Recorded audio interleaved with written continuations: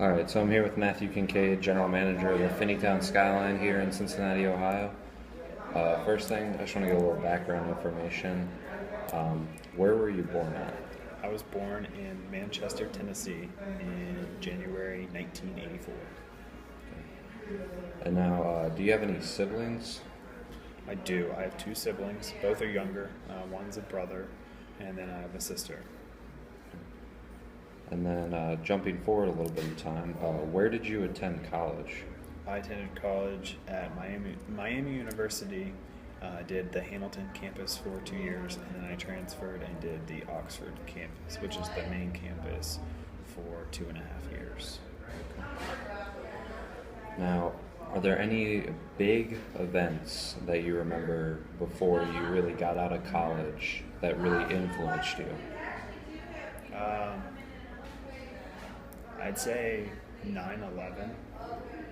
It was really impactful to me when that happened. It sort of woke me up out of my naivety to realize that there are people out there that, I guess, willing to do harm no matter the cost. Before that, I feel like I was almost sheltered and had not ever really been privy to that, didn't see that, I mean, you heard about it in the news, but it was nothing as big as that. And then in 2005, my grandpa passed away. It was the first time I'd ever dealt with a death in the family, and it was pretty traumatic as well for me. It was, within my family, probably one of the people I was the closest with. So that's pretty rough losing him, especially he was only 80, and up until 78, 79, he was in good health, but he just went downhill really fast, and that was pretty traumatic. So did that affect your college education at all?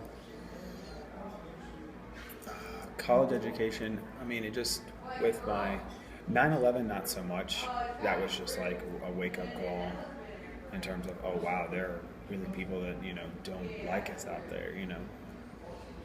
It's just something. I was 17 at the time, not really worried about it, just sort of carefree, and then that happened, and it's like, okay, wow, people actually out there want to do us harm and all that.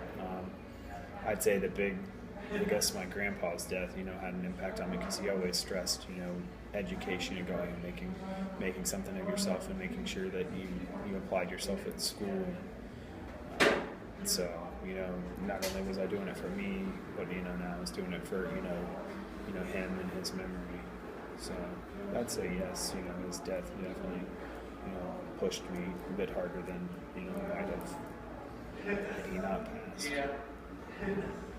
So after graduating college, what was the economy like coming out? Right when I came out, it wasn't awful by any means. It was seemingly doing okay, and then I got into several positions, and I was pretty much back-to-back laid off within a year of each of the first one. I was in logistics for a trucking company, and they lost customers, and they had to let go of me. And then I did project management after that, and for another research firm, and I was let go because of that, because it slowed down the business, and they were shifting to more online instead of the print media that I was in. So you said your first job was logistics with a trucking company? Yes, interstate warehousing in Fairfield, Ohio. I helped coordinate moving full truckloads of frozen goods from our warehouse to correctional facilities, schools, other facilities across the U.S. Did you enjoy it? No, absolutely not. It was 10 hours a day on the phones with extremely mad drivers, extremely mad people who weren't getting their food in on time. Drivers were calling because their trucks were breaking down and they didn't know where they were going, or they didn't have this or that on their truck and they were supposed to. And it was just really boring, and you had to deal with a lot of angry, pardon my French, pissed off people that just wanted to take their problems out on you. I didn't like just sitting in a chair for 10 hours a day. It wasn't for me. Right. So off of that, then how did you come across the job here at Finneytown Skyline? I had been working at the Skyline on and off since I was 18. I started at one up in Liberty Township and worked there as a manager all throughout college, and left and took those 2 other jobs, and got in contact with a former general manager of mine who knew the Jeffs here, and he said they were looking for somebody to step up into a management role and beyond. I came down here, interviewed with them, and I started 2 weeks later in 2009. All right. So were you married in 2009? I just had gotten married when I started. So you just got married in 2009. So were there any big road bumps, roadblocks before getting married in your time? Well, actually, right before we got married, I was unemployed, so it was balancing, the stress of how are we going to make house payments, how are we going to pay off our wedding, how are we going to make payments on this when, she didn't start her teaching job until the fall of that year, and we were coming into summer, and I was unemployed. So yeah, that was that road bump for a little bit where money was tight, and we had to manage things because I was just getting unemployment, and that's not enough to cover house payments as it is, let alone do anything else or go anywhere, pay any other bills. So we did have that road bump, but other than that, no, not really. All right, so you had your son 2 years ago, correct? Yes. So when you had your first kid, what sort of changed in your mindset when dealing with your job? I wouldn't necessarily say all that much changed. I've always taken this job very seriously, but it makes you realize that, it's not only you and your wife that you're providing for, it's now you're providing for this third person. And if you do something stupid at work, or you make like a mistake, or you cause financial harm to the person you're working for, and it's big enough that you could be terminated or let go, you can survive, but how are your kids going to react to it? Can you take care of them? Do you have enough saved up to deal with being off for a certain amount of time? And the other aspect of that is, okay, being here 50 plus hours a week, am I going to be able to spend enough time, with him that he doesn't just know his mommy, but that he knows his dad too, and he knows his dad cares for him. So it's that mindset of, trying to find a healthy balance between work and life. So do you think you get enough time with your kids? Not as much as I'd like, just because you're here. I'm here. But I also realize that that's the nature of the beast, that people have to work, you have to make a living, and when you're in a role like I'm in and other people are in, it is what it is. That's why I soak up every minute I can get of it. Vacations are important, and family's important. So recently you were promoted to the role of general manager, because when I started here you were at assistant general manager. Mm-hmm. With added responsibility of getting promoted, did that even put even more stress on trying to balance family and work? Oh yes, definitely, because you're in charge of way more, not just coming in and managing your shift.